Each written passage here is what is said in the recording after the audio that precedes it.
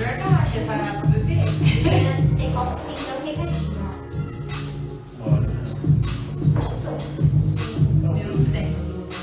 Você não é um carro, beba água. Estamos ao vivo! Seja muito bem-vindo, você que nos acompanha pelo Instagram e você que também nos acompanha pela Rádio Colina do Vale. Que todos tenham um excelente domingo e estamos aqui com gratidão para mais um Ação Cast com o nosso convidado muito especial, Paulo César, o famoso Padre Paulo. Seja muito bem-vindo! Boa tarde a todos vocês, né? Famoso, ficou um pouco difícil agora, né? Mas agradeço, sim, desde já pelo convite de vocês, né? Por esse programa, assim, que com certeza é bastante inovador aqui na nossa cidade, né? Para não dizer pioneiro, né? Algo realmente muito bacana. Então, é uma grande alegria estar aqui com vocês e com todos os ouvintes da Rádio Colina do Vale. Isso aí. Bom dia, porque eu não almocei ainda, para quem já almoçou, né, Pablo? Boa tarde, né? Sejam todos bem-vindos aí também. Eu sou Glaucia Soares, aqui do Ação Cast, e vamos estar juntos, né, nesse bate-papo bem descontraído com o Padre Paulo. E antes de nós começar, eu tenho que dar um grande abraço à Ângela, do bairro Patinho. Ela me encontrou esses dias e falou: estou adorando o seu programa. Manda um beijo para mim lá, tá, Ângela? Estou mandando um abraço para você, para toda a sua família. Um ótimo domingo aí. É isso aí, mais um domingo, mais um convidado super especial, que inclusive super pedido, né? Várias pessoas já estavam perguntando quando ele viria e hoje chegou o seu dia, né, Padre? Agora, conta um pouquinho para nós quem é o Padre Paulo, quem foi na infância, a família, de onde veio, porque apesar de ser bem reconhecido, ainda tem muitas pessoas que talvez não conheçam a trajetória do senhor aqui, né? Vamos começar. Então, de fato, a gente, se for analisar pelo que você falou, tem bastante a ver, porque às vezes as pessoas nos conhecem aquilo que está vendo no momento, né, nesse exato momento, e não sabe uma história que tem por trás, né, lá de onde a gente nasceu, onde a gente se criou, né? Então, na verdade, a minha família é de Colorado, aqui perto de Maringá.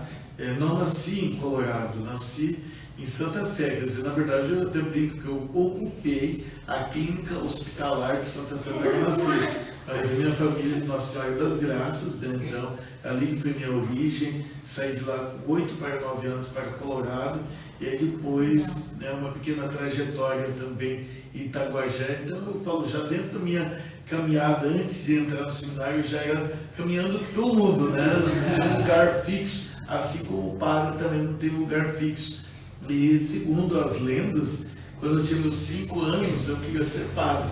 Não lembro desse padre. Deve ser aquelas coisas de criança, você vai ser quando crescer, né? Então tem esse detalhe.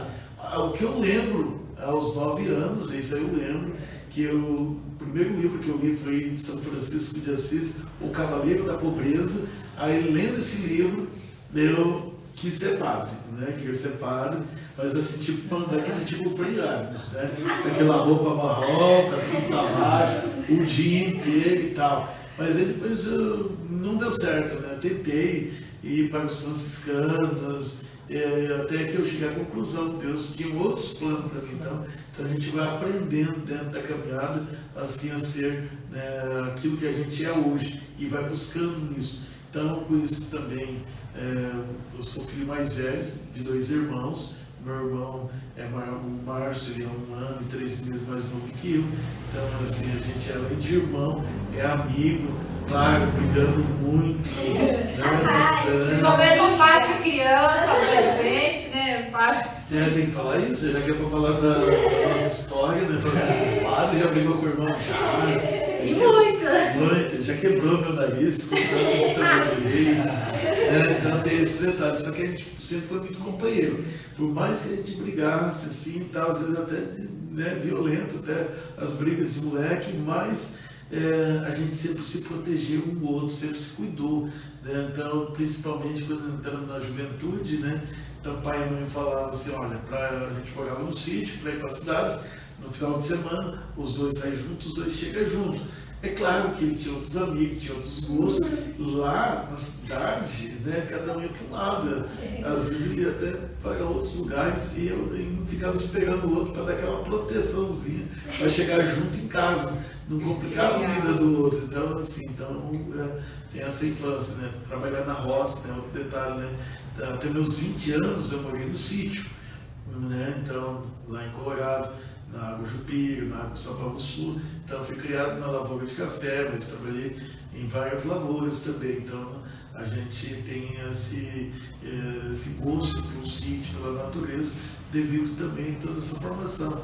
Até brinco, né? Assim, Deus gostou tanto que eu trabalhasse na roça que deu o sítio lá do acampamento. Né? Dizer, não deu nada, está lutando para ter, né? Mas para a gente, né, evangelizar, ter um local para continuar na roça. Desbravando a mata ainda. Eu vejo, você está postando foto do sol, da natureza ali, né, umas paisagens bem lindas. Padre, e quantos anos você realmente, não, eu vou para o seminário, é isso que eu quero, né, vou deixar aqui a roça, não sei se você já estava na cidade ou não, você falou, agora eu vou para o seminário e vou estudar. Então, eu estava na roça, fiquei 6 anos, né? Então, aqui é um detalhe que eu procuro até comentar com alguns jovens, algumas pessoas que eu atendo, porque às vezes a pessoa, né, não quer estudar mais, não tem curso, então isso de certa forma me incomoda, porque quando eu terminei a 4ª série, eu vou falar de 4ª série, ginásio, porque é a minha linguagem, né? Da época, né? E o meu pai ele era meio contra a gente continuar estudando, a minha mãe também queria, só que eu também não via muito futuro, porque tinha algumas pessoas que falavam, para que continuar estudando, é só para filho de rico e tal, uma mentalidade muito pequena, muito complexa, inferioridade, vocês entendem bem dessa linguagem aí, sabe como funciona, né? E aí, o que aconteceu, né? Eu fiquei parado, parei de estudar, eu só trabalhando na roça, o máximo que eu tinha de sonho no tempo era terminar o ginásio e fazer o curso de taquilografia, né? Que sonho, né? Mas era top. Era, né? Top na época, gente. E aí, porque eu já tinha conversado algumas vezes com o padre lá da minha cidade, eu falei, não, você tem que ter o 2º grau completo. Para mim, fazer o segundo grau completo era a mesma coisa que você fazer uma faculdade. Pelas condições, pela situação, era impossível isso para mim, muito difícil. Então eu comecei a sonhar pequeno. E aí teve um período que deu uma seca, nada assim, né? Então a gente tinha que fazer na roça. Eu ia lá, assim, andava lá, né, na verdade. E aí eu e meu irmão inventamos, vamos para a cidade. Eu tinha um amigo que ele treinava numa academia de karatê, muito amigo nosso, até hoje, inclusive. Ele sempre chamava, vem lá na academia, quem sabe vocês começam a treinar, quem sabe vocês começam a praticar também. Era uma coisa que eu queria, né? Assistindo um filme Karate Kid, ser lutador também, né? E aí o que aconteceu? Fomos, e o meu irmão descobriu o supletivo, né? Que na época era o Centro de Estudos Supletivos. E aí então dava a possibilidade de a gente concluir o ginásio. Nossa, eu vou realizar o sonho da minha vida, né? Eu vou terminar meu ginásio, né?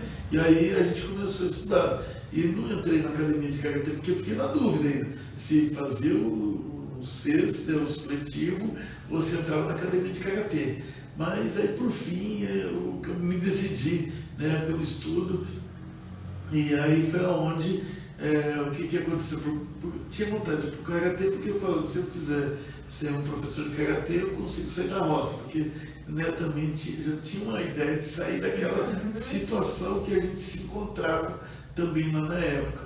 E aí eu falei assim, não, vou estudar mesmo, vamos fazer o supletivo. E aí durante o curso, aí foi onde eu descobri o seminário, descobri que tinha a possibilidade de fazer o 2º grau, e aí eu acelerei o máximo possível. Tanto é que eu terminei 1 ano e 2 meses, né, de 5ª a 8ª série, né, em 4 anos, né, em 1 ano praticamente ali, né? Que nem o Juscelino Kubitschek, né, 5 anos, 50 anos em 5, eu fiz 4 anos em 1, né, ali, acelerei, né, o processo. E foi muito bacana, porque eu tive a oportunidade também de fazer o 2º grau em Cargana, no colégio, uma experiência, né? Foi a primeira cidade que eu morei, né? Eu estudei para a molecada, foi uma experiência bacana ser o mais velho sempre da minha turma de seminário menor, lá no colégio também. Então foi uma experiência muito interessante. Olha aí quanto história. Padre, aproveitando. E teve algum momento, depois que o senhor já sentiu no coração que queria ser padre, despertou essa vontade, que o senhor pensou em não ser mais, ou desistir, ou teve alguma dificuldade, assim, tipo, não, eu vou largar, igual uma carreira, né? Tipo, vou largar. Talvez estudando ainda, ou mesmo depois de formado, teve algum momento ou não? Quando o senhor decidiu, falou, é isso, e até hoje continua com essa visão. É isso que eu quero, em nenhum momento desanima, porque a gente sempre comenta aqui com os outros convidados, em suas profissões, que em muitos momentos a gente acorda e fala, né, será que eu vou trabalhar hoje ou será que não? Os altos e baixos, falam, né? E como que é pra ser padre? Porque tipo, a gente acha que é tão diferente. É claro que talvez tenha um dom, uma vocação diferenciada, um chamado de Deus diferente, mas acho que faz sentido para as outras profissões, para as outras atividades que a gente faz no dia a dia. Conta aí um pouquinho. Nossa, uma pergunta interessante. Eu posso dizer que assim, poucas vezes alguém fez essa pergunta para mim, né? No rádio, né? Assim, nas redes sociais, é a primeira vez, né? Eu tenho que me expor, né? Então, fale só o que... Não, sim, não, mas é interessante a pergunta. E é possível responder. Porque assim, quando, em dezembro de 1996, eu ainda não estava no seminário, eu estava me preparando. Eu entrei em 1997. A gente que é do século passado, a gente se confunde as datas aí, né? E aí, o que aconteceu? Em dezembro de 96, eu estava em crise, né? Já antes de entrar, deu uma crise. Será que é isso mesmo que eu quero? Ou não? Beleza. Aí até eu sempre testemunho isso, porque foi um momento que eu estava na igreja fazendo oração. E aí, de repente, chegou a zeladora, que era serva do grupo de oração. E eu senti muito forte no coração, assim, tipo, uma voz interior dizendo para mim, pede para ela ler a Bíblia para você, pede para ela... Era muito claro essas palavras para mim. E aí eu fiquei com vergonha, meu Deus, ela andando em Dalícia e falar isso para ela. Mas, né, se eu estava ali, dentro do sacrário, e tendo essa voz, eu falava assim, meu Deus, você está colocando essa voz dentro de mim. E aí eu fui, né, lá, com a Dalícia, ela estava lendo a Bíblia, inclusive, né, e quando ela terminou, bem na hora que eu cheguei, eu disse, Dalícia, boa tarde, eu preciso que a senhora leia um trecho da Bíblia para mim, mas uma vergonha, porque eu era tímido. E ainda minha voz é baixa e um pouco bem para dentro, então minha comunicação sempre foi muito ruim. E ainda gaguejava um pouco, imagina só, com vergonha. E mesmo assim, quase que eu tive que escrever um papelzinho lá para ela, mandar um recado para ela. E aí ela leu para mim um trecho de Mateus 10, onde Jesus ele envia os discípulos pelo mundo, né, em missão. Eu senti que era isso que Jesus queria, que eu me tornasse um discípulo e fosse para o mundo, né? E aí eu tive certeza que era para mim ir. Beleza, foi tranquilo, normal. Mas, né, já que você perguntou, tem mais coisa ainda. Em dia 23, domingo, dia 21, foi uma sexta-feira, dia 21 de fevereiro, quando o pai lá na roça, né, ele pega e fala algo assim que me chamou muita atenção. Leva a sua ferramenta para casa, né, porque segunda-feira você não volta mais. Quando você não volta mais, eu senti assim, pô, mas o que eu estou fazendo? Eu estou abandonando minha família, não sei o quê. Aquilo foi um mar de coisas dentro de mim, né? E aí o que aconteceu? Eu lembrei que minhas malas já tinham ido para o seminário, que o padre da minha cidade levou minhas malas para o seminário, porque ele ia numa reunião numa quinta-feira em Apucarana, então ele levou minhas malas. Então eu tinha que buscar essas malas de qualquer jeito. Aí eu falei assim, eu fui para o seminário para buscar minhas malas. E lá eu fiquei. Olha que legal. E aí chegando do seminário, né, naquele domingo, e aí eu decidi, né, que eu poderia até pegar um ônibus à tardezinho e retornar para Colorado. Mas aí eu tomei a decisão, mas eu vou esperar uma semana, só uma semana, para ver como que é aqui, já que eu tô aqui mesmo, vou ficar por aqui, né, vou vir pelo menos um final de semana, né, como que é a pastoral, né, pastoral é uma espécie de estágio que o seminarista faz no final, né, ali de semana. Então eu vou esperar para ver o que é isso. E aí depois vou embora. E assim eu fiquei 3 meses, né, me programando para ir embora. Aí depois que passou, né, essa vontade de ir embora, eu realmente fiquei. Minhas notas foram terríveis no primeiro ano, meu boletim era vermelho, uma bandeirinha comunista, né? Só vermelho, nada, mais nada ali nela, né? Então estava terrível.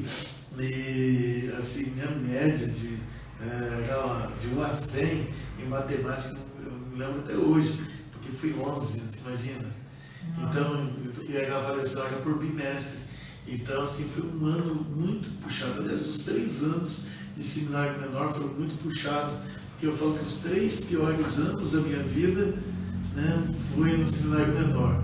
Mas, em compensação, foram os 3 melhores anos da minha vida também, porque eu desconstruí, né, muita coisa de mim para começar uma construção de um novo ser. Né? Então, eu tinha que desconstruir. E toda mudança dói. Tem, né, até uma monja, né, uma budista, que ela fala, uma Koen, ela fala que toda mudança traz dor. E as pessoas não querem ter dor, então por isso não mudam. Se você quer mudar, tem que ter dor, tem que ter sofrimento, tem que ter desapego. Né? Então por isso eu passei por esse processo. E então não foi muito fácil. Tem que desconstruir, tem que aprender, ir para psicólogo, ir fazer fono, né, por conta da minha timidez, e estudar mais do que os outros, ficar até mais tarde. No seminário tinha regra que até 11 horas todo mundo tinha que estar dormindo, e avançar até meia-noite e pouco, lendo, né? Teve até um absurdo que eu fiz, né? Um absurdo dos piores, assim, que eu detesto para quem gosta de livro, que nem eu. Tinha um trabalho que a gente precisava fazer, e não ia dar tempo, não tinha tempo por causa dessa minha dificuldade, né? E aí o que acontece? E só tinha um livro, né? O que eu fiz? Peguei, e aí 3 que tinha que fazer. Pegou o livro e jogou fora. Eu peguei o livro e dividi em 3 partes. Azar. Ó, descobrindo a arte do Padre Paulo, hein, gente? Para poder cada um fazer a sua parte, seu resumo, né? Então eu fui lá, arranquei a minha parte. Nossa, é muito terrível isso, né? Hoje eu acho que morria se fizesse isso. Mas na época não tinha muita alternativa, não. Então, assim, isso tudo, fazer simulado, né? Porque no meu primeiro eu tinha muito simulado, valendo 0,4, 0,5. Ponto em cada matéria, e no final do ano eu fiquei em recuperação em 3 matérias. Aí quando teve o conselho de classe, né, então eles somaram todas as minhas notas de simulado. Não, de simulado, não é de simulado.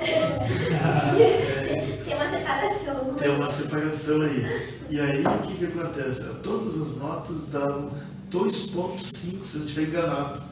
Né? E aí tinha algumas matérias que faltavam 2,3, 2,4. Então foi essas notinhas dos simulados que eu fiz, somadas, que garantiu que eu conseguisse passar de ano sem recuperação. Ah, isso aí. Então por isso aquele negócio, né? Eu não vou fazer simulado no domingo de manhã, não sei o que, aquela coisa chata. Muitos colegas fizeram isso. Inclusive o seminário ficou de recuperação depois danadinho, né? Então, é aquele negócio. Você tem uma oportunidade, a oportunidade está sendo dada. É uma coisa pequena, uma notinha pequena, mas você está dando, tem uma aula ali sendo oferecida. E eu não perdi nenhuma dessas oportunidades, graças a Deus. Isso aí, ô padre, eu muito quando eu apresento, eu falo, nosso padre é um padre especial, ele é diferenciado, eu falo, né? Alguns padres.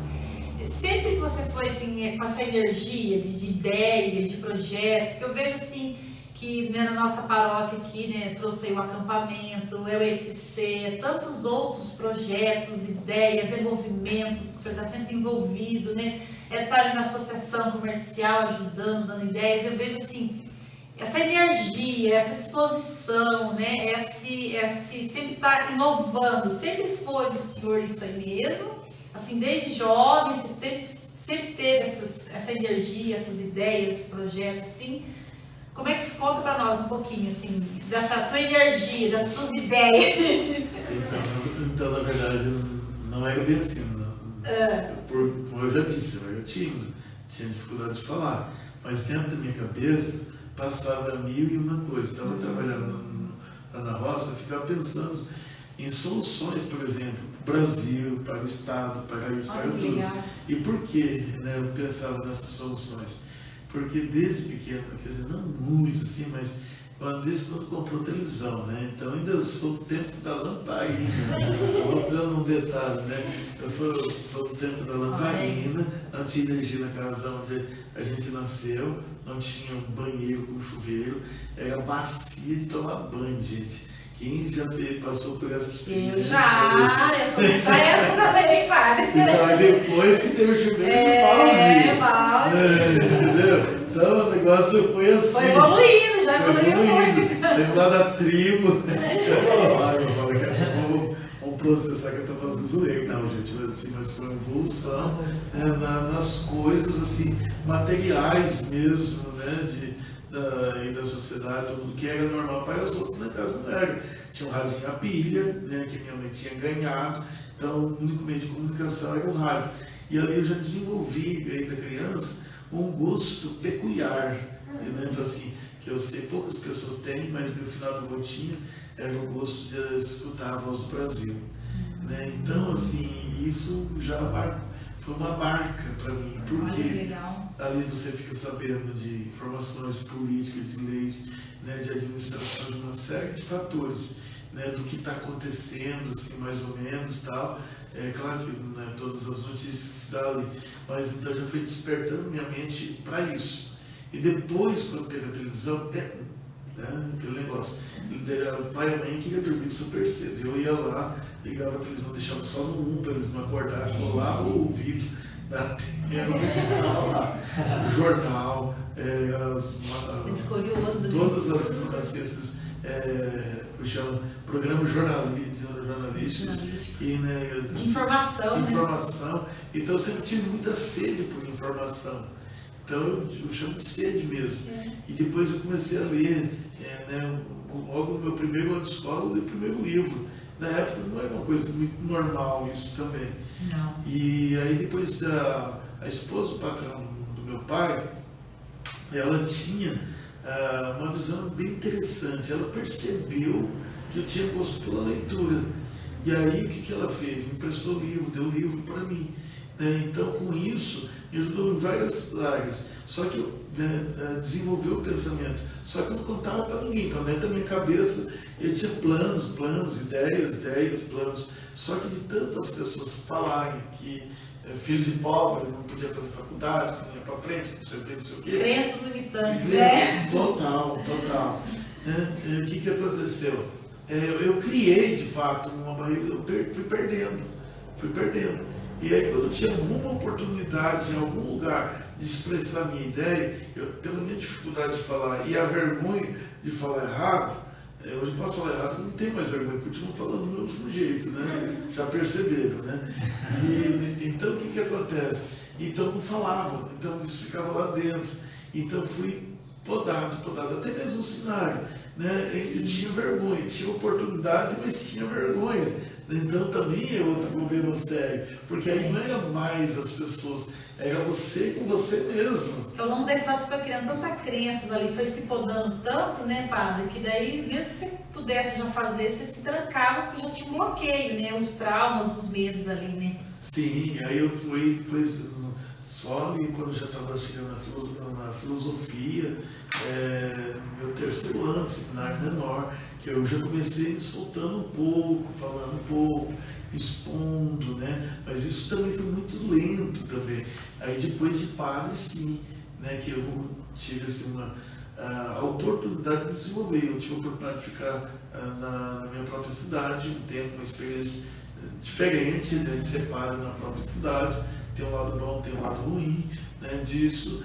E ali o padre José Luiz me deu muita oportunidade de poder me desenvolver com um programa de rádio, né, ajudar a tomar decisões, e, né, dar ideias. Então aí eu comecei a me soltar.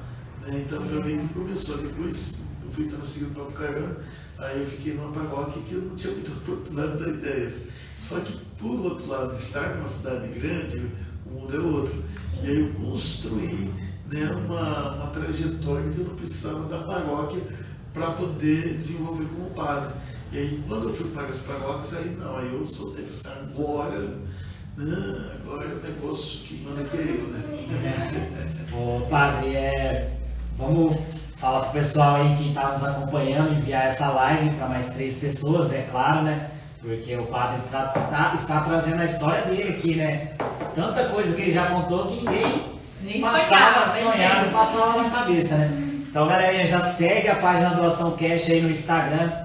Só avisando também que nós temos a nossa página lá no YouTube, Ação Cash. Lá fica salvo todas as lives que nós fazemos aqui todos os domingos. Então, entra no Instagram, entra no YouTube, segue a nossa página, se inscreve lá também no YouTube e nos acompanhe, beleza? Eu vou pedir para o Padre Paulo contar uma história aqui que eu já escutei dele várias vezes. E essa história, ela mexe com a gente, sabe? Mexe comigo toda vez, porque essa história você não pode colocar só como a história ele e o pai dele. A história do beijo, padre. Ah, sim, essa faz parte também, né, eu posso dizer assim, quase que do início do acampamento, né? Então foi em 2012, eu não fui fazer o retiro dos padres, eu prometi para o bispo que ia fazer, né, o Dom Celso, na época, que eu ia fazer um retiro para substituir o retiro. Eu fui fazer o retiro, não dava certo, até que o pessoal da minha cidade teve contato, o pessoal da inovação teve contato com o pessoal do acampamento Nova Esperança e fizeram a cabeça, da minha coordenadora lá na época, né? E aí o que aconteceu?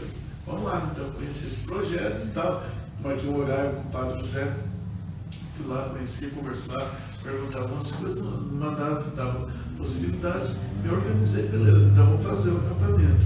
Só que quando chego lá no acampamento, né, tem alguns detalhes que eu só conto porque é campista não está dentro do acampamento, aqui a regra não tem a mesma, né? Mas o que eu posso falar que, né, lá eu fiz um propósito, porque lá dentro o meu anjo, né, assim, ele me deu um beijo, né? E aí o que acontece? Assim, me tocou muito, porque era algo que eu tinha muita vontade de beijar meu pai, antes de entrar no acampamento. Sempre tive vontade, mas nunca tive coragem.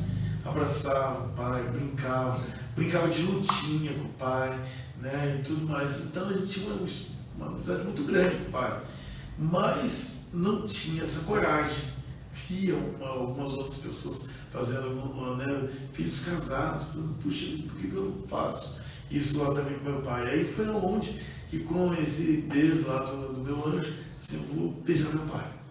Fiz esse propósito, com tudo aquilo, claro que aconteceu lá dentro, e só que eu não tive coragem. A primeira vez que estava na missa de encerramento, estava do lado do corredor, tipo, era para parar e eu tascar um beijo nele, né? Não tive coragem, não tive.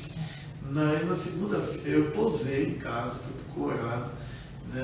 Nova Esperança, fui para Colorado até para levar meu pai, minha mãe e meu irmão que estavam ali na missa. Aí no outro dia de manhã, que eu já ia retornar para a Flórida, a cidade onde estava, aí sim eu tive coragem de beijar o pai, mas aquele beijo assim, né? Mirei, fui, sai correndo. Quase sai correndo, eu fui Matrix, assim, quase dobrou o corpo para trás para tentar escapar, mas eu acertei o beijo. 1, 2, 3, umas 5 vezes, aí ele ficava apagado. Umas 10 vezes depois que eu comecei a beijar ele, aí era ele que vinha me beijar. Né? Então isso foi algo bastante marcante, porque pouco tempo depois, isso foi em novembro de 2012, em junho de 2013, meu pai veio a falecer. Então por isso que algo tão simples, mas tão simples como um beijo, né, eu pensei assim, e eu tenho certeza, depois, né, da morte do pai, tanto é que até o pai não falecer, eu não tinha ideia de levar acampamento para a paróquia. Tinha esse detalhe técnico. Porque para mim eu achava importante o acampamento, estava trabalhando nesse acampamento, podia arrumar meios para levar as pessoas à estrutura, é complicado, onde nós vamos arrumar um sítio, onde não sei o quê. Então tudo isso me pesava. Então eu falei assim, não, dá para levar o pessoal, né, tranquilamente. Então é uma mentalidade ainda cômoda, né? Mas depois que meu pai faleceu, né, e eu não toquei no corpo do pai, não abracei o corpo do meu pai, não beijei o corpo do meu pai no caixão. Não tenho nada contra quem faz isso. Eu quero deixar claro isso aqui.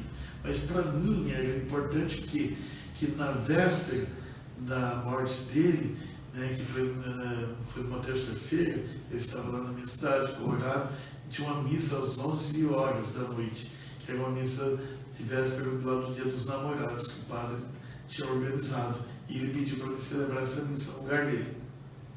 Fiquei a tarde toda na casa do meu pai, da minha mãe, jantei com eles, e aí na hora de sair, né, então, não estou falando da mãe, não estou excluindo minha mãe, que deve estar ligando para mim agora, porque todo domingo nesse horário é uma amiga para mim. Né? Então, calma aí, mãe, calma aí. E aí ele veio, né, me abraçou, me beijou, a gente se despediu. E na quarta-feira, à 1h40, né, da tarde, eu recebi a notícia da minha mãe que ele tinha falecido. E aí eu quis ficar com o último abraço, com o último beijo, né, dele. Então foi por isso que eu me beijei lá e percebi que isso fez uma grande diferença na minha vida pessoal, na minha vida de padre. Então por isso que eu decidi investir no acampamento.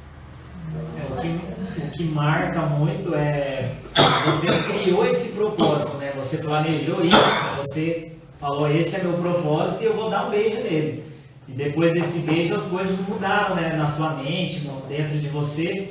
E, por exemplo, imagine se não tivesse acontecido isso. Você amou enquanto teve vida. Depois, quando ele faleceu, o senhor não teve mais aquela mágoa, por exemplo, um peso, né? Que às vezes as pessoas morrem e daí fica com aquele peso, né? Por que eu não fiz isso? Por que eu não fiz aquilo? É isso que marca muito, né?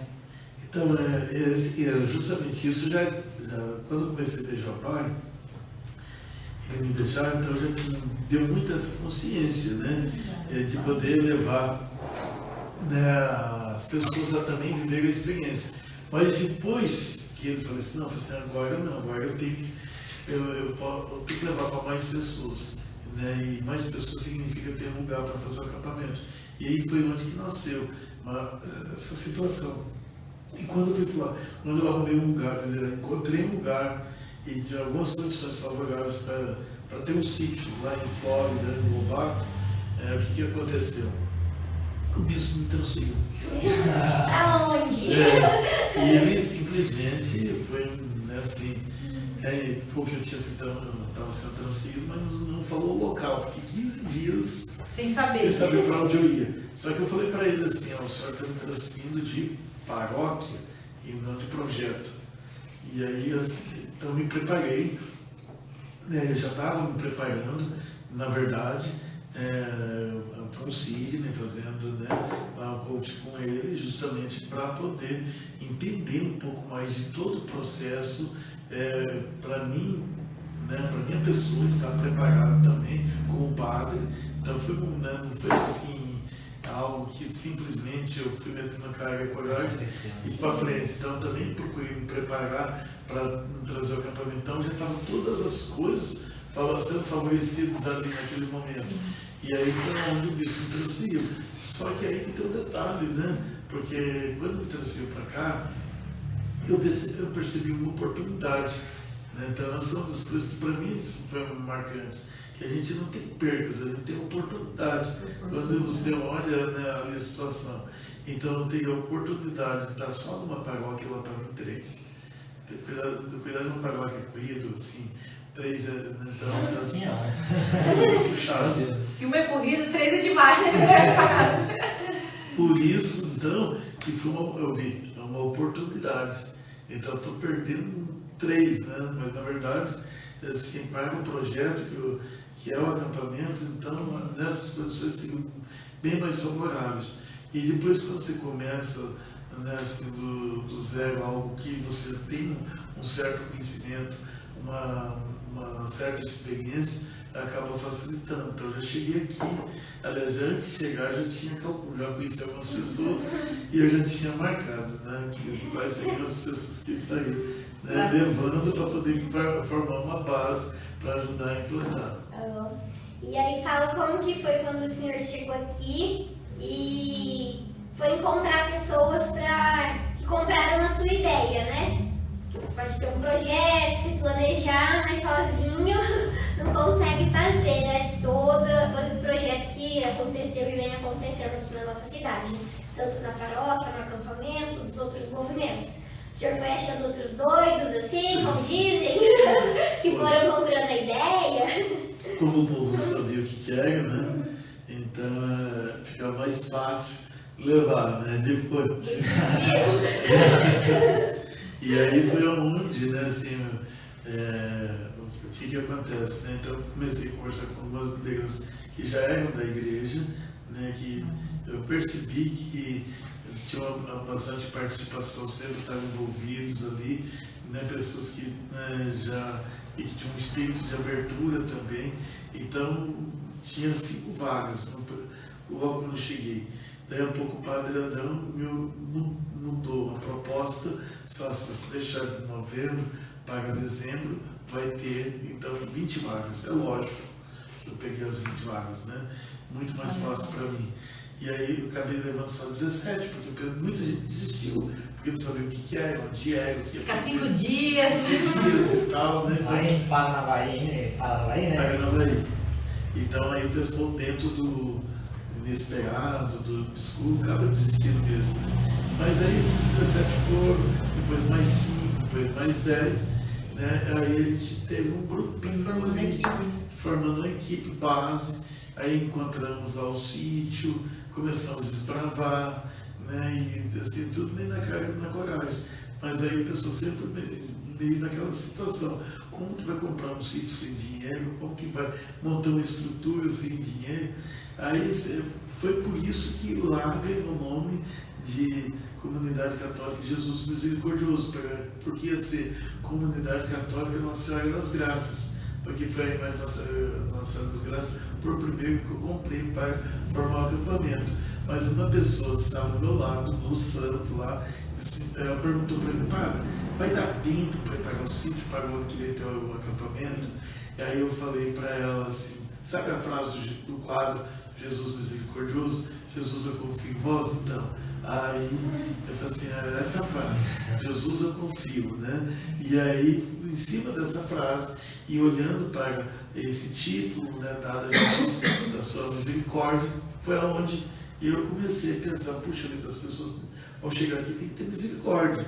E aí foi nesse sentido de mudança, pensando nas mudanças que as pessoas poderiam ter ali, que foi que eu troquei, vamos dizer assim, aquela ideia, quer dizer, Nossa Senhora das Graças continua lá como uma espécie de copadroeira, né? E o padroeiro sendo Jesus Misericordioso. Mas foi em cima dessa frase, que também é uma frase bastante, eu falo, né, cheia de motivação, né? De confiar mesmo, né? Se toda evangelização tem que confiar em Jesus, e é assim que eu vou fazer. E foi onde que, né, as coisas começaram a fluir. A fluir, né? Tanta história aí, né, gente? E tanto, eu falo assim que quando eu fiz um dos meus cursos lá, que você tinha que listar algumas pessoas para você modelar, sabe, padre? Eu vou contar isso aqui pro senhor. Em primeira mão, eu modelei, um dos nomes era você, viu, padre? Olha só. Pela iniciativa, assim, né? Eu tenho muita essa admiração por essa coragem mesmo, assim, igual você falou, lógico que você estudou, você planejou, né? Mas essa confiança, essa fé, eu admiro muito porque eu vejo assim que isso que transforma, né, as pessoas. Eu falo muito, o senhor fala, meu padre é um padre especial, ele é diferenciado, né? É autêntico. É autêntico, assim, né? Dinâmico e tá com medo, vai com medo mesmo, e vai pra cá, vai lá e tudo mais. Mas uma pergunta assim, de ser esse padre diferenciado que é, não adianta falar que não é, que é, né, de ideias, inovação, corre ali, corre aqui, né, para conseguir fazer a doação cash foi um desafio, porque a agenda do padre é cheia mesmo, gente, não é brincadeira. Como que você lida assim com as críticas ou julgamento? Porque tem, né, padre? Toda pessoa que é luz ou que está em destaque da árvore da fruta, ela leva pedrada. Como que assim você lida com tudo isso? Assim, conta um pouquinho para nós, assim. Fato, hoje, né, só de hoje, né, sempre, né, sempre acho que sempre teve, até antes de entrar no seminário, sempre teve, né, tinha algumas críticas, né, tipo, você não vai conseguir, né, até mesmo quando estava pronto para entrar no seminário, algumas pessoas tentaram, assim, com muitos pensamentos negativos, fazer com que minha família ficasse bem desanimada, né, ele vai lá, não vai dar nada, ele não sabe falar direito. Então, delegado. Ele não sei o quê, né? Ele é tímido, não é bom na escola, né? E uma série de coisas assim que a gente também ouviu, alguém chegou a perguntar, mas como você vai ser padre? Não tem que ter faculdade, né? Tinha que estudar ainda, não estava indo já ser padre, estava indo lá para estudar, né? Então sempre teve, uma ou outra sempre teve. E quando tem isso, é uma coisa que eu aprendi, claro que a gente apanhou muito também, né?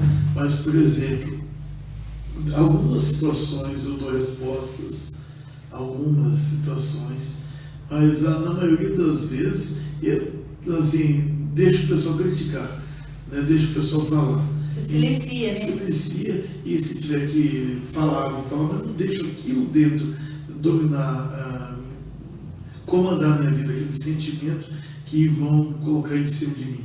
Né? Por exemplo, eu estava um exemplo bem clássico aqui. Eu tive vários colegas padres que vieram falar para mim, logo quando eu comecei o acampamento, assim, olha, desiste, dá tempo. Né? E aí, é claro, teve outras pessoas também que vieram da própria cidade também, vieram também falar que não era uma coisa bacana, que as pessoas não iam entender, apagavam aquilo lá, foi colocando um monte de situação. E aí, o que acontece? Alguma outro tipo de crítica também, né? Então, o que acontece lá dentro? Gente criticando, desestimulando, só que você fica focado, você só dá risada, né? Dá uma risadinha para a pessoa, tá bom. Mas cair de paisagem? Mas cair de paisagem e vai. Hoje, alguns desses que, né, me criticaram tanto padre, pessoas já fizeram acampamento. E hoje tem um grupo de padres que já pensam em fazer o acampamento, assim, olha, esse ano eu não consigo ir, mas o ano que vem eu vou me organizar para ir. Quer dizer, eu nunca ouvi isso. Também nunca fiquei falando muito. Uma coisa que eu aprendi também, quando você tem um plano, você tem que estar focado naquele plano. Você não tem que ficar falando muito para as outras pessoas. E depois, quando você começa a fazer, você tem que começar se você começa a dar importância para pessoas que não dão importância para você, então você não dá importância também para aquilo que elas estão falando, né? Porque tem muita gente para desmerecer. Então você vai, se errar, é aquele negócio que eu estou fazendo. Entende? Se errar, vamos tentar de novo. E aí eu vi que não deu certo. Então, se eu errei, é porque daquela forma não deu certo. Né? Por que Santos Dumont colocou o nome no avião dele de 14 bis? Porque ele errou, tentou 13 vezes antes. Ele só conseguiu uma dessas 14. Por que agora eu tenho que ficar fazendo tudo que os outros fazem? Por que eu tenho que, não posso errar?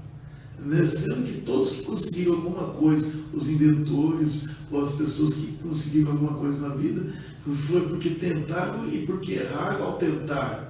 Então, no fim, já tinha tomado um pouco essa consciência. Então, isso fica muito fácil. Então, tem algumas coisas que eu sei que também, que nem hoje, né, a gente vê nas mídias, né? É engraçado, né? Eu estava vendo uma matéria que se eu fizer, por exemplo, uma foto, né, que teve um caso lá nos Estados Unidos, o cara tirando foto da praia e tirou a foto na casa, na praia tinha uma mansão, né, de uma pessoa lá, e aí ele publicou paisagem. E aí a dona da mansão, não, porque você não teve autorização, levou na justiça e tal, direito de imagem, aquela coisa toda. O que aconteceu? Ele ficou viralizado no mundo inteiro. Então, quer dizer, quanto mais você quer acabar com uma situação, você luta contra, é que nem apelido, né? É a mesma coisa. Depois que você põe isso na cabeça, você começa a lidar com isso. Então, você quer que uma conversa má, ruim, não vá para frente, é só não ficar batendo de frente. É só não bater de frente, que não vai em lugar nenhum. Pode estar falando, porque quantas vezes já falaram mal de mim? E eu sei, né? Mas se fosse bater de frente, aí o pessoal ia ficar falando, né? Olha lá, o padre, né, falou lá na missa, tal coisa assim, está falando isso dele. Então, que eu fosse lá brigar com a pessoa, processar a pessoa, porque teve situações de críticas que dava até para abrir processo, inclusive, né? Por conta de algumas falas, ter testemunho, ter materialidade. Não foi só aqui, em outros lugares também, né? Me acusaram já de muitas coisas, então, quer dizer, tinha matéria para isso. Só que se eu fosse fazer isso, eu só ia dar visibilidade para eles. Então ninguém vai ganhar visibilidade de graça. Quer visibilidade? Vai para os meios sociais. Vai fazer por onde, Vai fazer por onde? Mas eu não vou dar de graça essa visibilidade, né, para quem não gosta de mim, né? Quem gosta de mim, tudo bem, né? Eu sei que vocês gostam de mim, então vamos lá no programa, vamos estar junto. Agora, quem não gosta, não vou dar visibilidade. É igual a Jéssica falou, pô, tá ali, padre, não vai pra São Queijo, tá E o Padre Paulo? calma que ele vai... E o senhor falando isso, algo que eu e nós já conversamos, mais importante que a ação é a reação. Que a reação dá mais repercussão do que uma ação. Porque se você fez uma ação e ninguém teve uma reação sobre aquilo, seja positivo ou negativo, vai morrer. Mas geralmente a reação, que é a última pessoa que fez alguma coisa, ou tanto explodiu, ou falou bem, ou falou mal, dá mais repercussão do que a pessoa que propagou aquilo, né? Exatamente. Bem isso. Então, quando você tem isso muito claro, porque isso eu aprendi do meu pai e da minha mãe, né? Algo que também tem uns pontos negativos que a gente acaba herdando, pegando dos nossos pais, mas tem muitas lições boas. E a gente tem que saber peneirar isso, sabe? A gente tem que tomar cuidado, né? Porque meu pai, porque minha mãe era isso. Você pega e pai e pensa em cada ação, se não tem muita coisa boa ali que eles podem oferecer. Por exemplo, então, essa questão do apelido mesmo, eu aprendi com eles. Né? Por exemplo, quando alguém colocar apelido, não reage, deixa eu chamando, faz de conta que não é com você. Ou simplesmente dá risada, deixa eu falar, ou simplesmente ignora, não mostra que você está nervoso, que você achou ruim. Entendeu? Então, aí é uma das coisas que você anula, né? E só que eu aprendi isso, né, pequeno, e aí depois de grande, assim, a gente começou a aplicar essa regrinha em outras áreas também. Então, depois vem aquele ditado popular, né? Falem bem ou falem mal, mas falem de mim.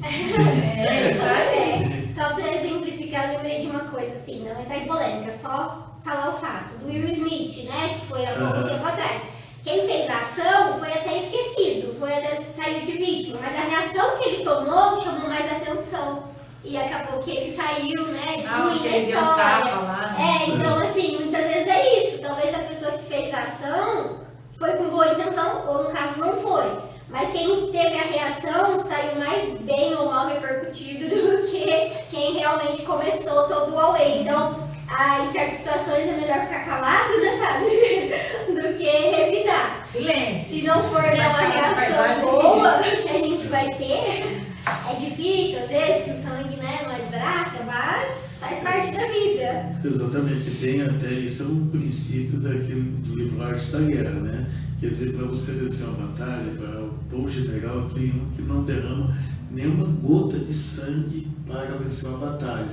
Mas já que se tiver que entrar, você vai ter que entrar para vencer. E tem algumas situações que você não vence pelo ataque, você vence justamente, às vezes, até recuando e pela defesa mesmo, né? Então, se você já vai logo atacando, isso pode realmente ser muito ruim.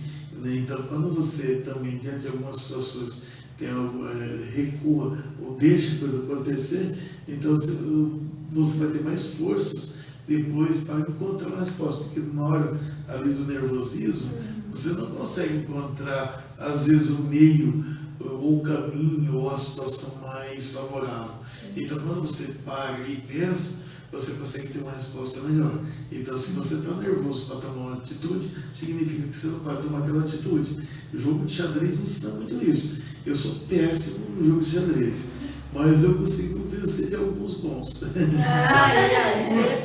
Por causa disso, porque ali é muito claro, se você vê que o adversário ele está nervoso, né, está ansioso, você só deixa ele mais ansioso e ele não vai conseguir tomar as decisões mais acertadas. Se perde as emoções. Exatamente. E eu, que sou muito ruim, fraquinho, jogadores, poucas jogadas e poucas estratégias de jogo de xadrez, eu consigo, né, ficar muito mais calmo.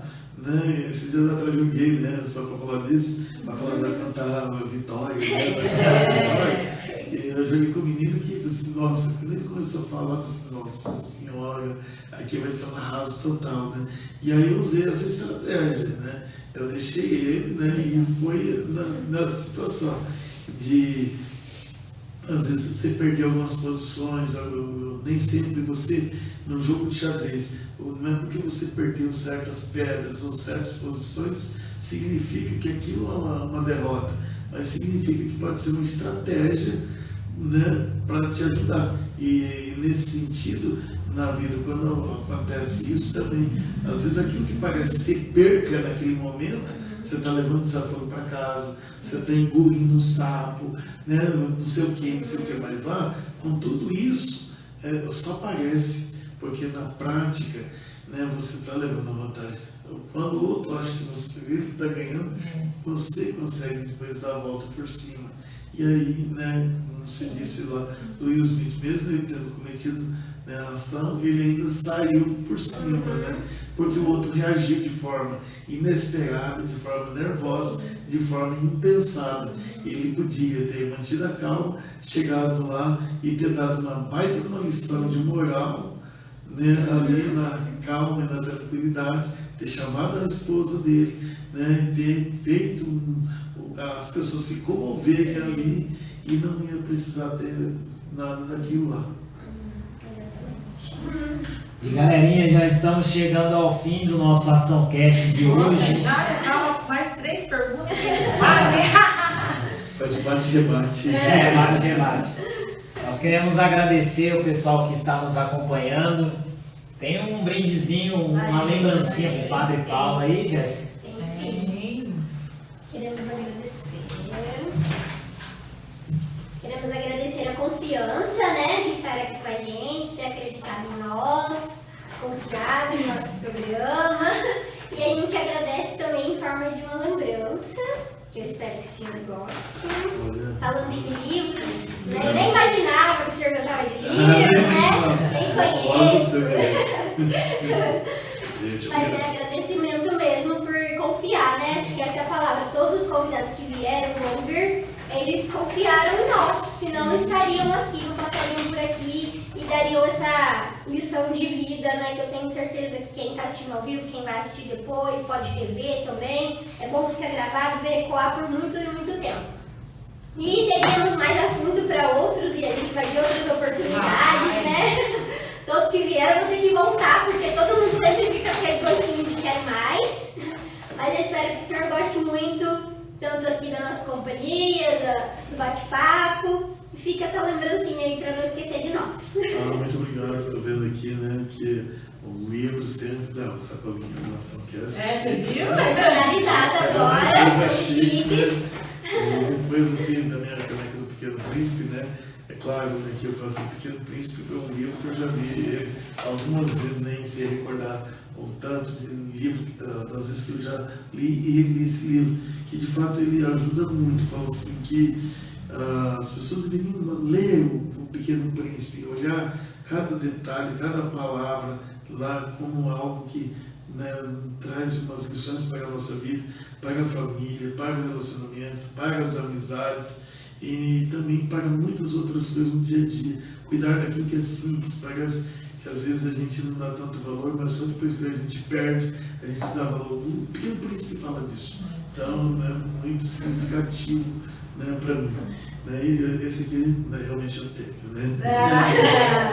Ô, Padre Paulo, eu quero pedir para o senhor deixar uma mensagem para o pessoal que está nos acompanhando pelo Instagram, o pessoal também que está nos acompanhando pela Rádio Colina do Vale. Deixa uma mensagem para esse pessoal, para quem vai ver depois também a live. Uma mensagem que o senhor carrega, talvez, ou alguma que te marcou muitas vezes. Sim. Tem uma frase que é entre a minha frase, lembro da minha ordenação de padre, que é tu, porém, venha no seu reino de Deus, que é algo para mim, mas tem uma outra que eu uso, que ela, para minha vida, com uma filosofia de vida. Eu até nem sei quem é que disse essa frase, porque, na verdade, eu já vi de algumas pessoas, eu não sei ainda quem é o autor original. Muitas pessoas citam, mas não sei quem a citou por primeiro, que é a frase da minha camiseta do terceiro ano, né? Do meu terceiro ano. O futuro pertence àqueles que acreditam na força de seus sonhos. Uau! Gostei dessa frase, hein, pai? Repete de novo, vai que alguém conseguiu anotar, né? Vou botar aqui. O futuro pertence àqueles que acreditam na força de seus sonhos. Porque isso eu tive que aplicar na minha vida, né? O sonho de ser padre, né? O sonho de ter acampamento, o sonho de beijar o pai, né? O sonho de muitas coisas. Então, por isso que o futuro pertence. Agora, uma pessoa que não tem sonho, eu acho muito triste. Por isso que eu sempre pergunto para quem eu atendo, principalmente jovem e adolescente, a brincadeira, né? O que você vai ser quando crescer? Né? É uma maneira que eu vi algumas pessoas perguntando isso para mim, e agora, né, eu faço essa pergunta para outras pessoas também. Então, se a pessoa tem um sonho, tem um objetivo, pode ser o mais doido possível, mas não deixe de sonhar. Pode ser que você vai mudar. Eu já pensei também em ser policial, já pensei em ser um monte de coisa, né? Mas também, né, assim, nunca deixei de sonhar. Eu acho que foi isso que me salvou, né, na minha vocação de estar sempre sonhando. E aí, quando eu tive a possibilidade de realizar meu sonho, indo para o seminário, eu não perdi ela. Então, por isso, o futuro pertence àqueles que acreditam na força dos seus sonhos. Isso aí. Pessoal, uma gratidão a todos que ficaram conosco. Até o próximo domingo. Gratidão mais uma vez ao Padre Paulo. E o Ação Cash aí no próximo domingo. Quem será o próximo convidado, hein? Exatamente. Galera, muito obrigado a todos. Segue a nossa página lá no Instagram. Se inscreve na nossa página lá no YouTube. Também segue a página da Colina do Vale, pessoal. Muito obrigado pela presença de vocês. Um beijão no coração de vocês e até semana que vem. Valeu! Vai! Tchau, tchau. E pá, rapidinho. Olha, olha vocês. E aí, gente?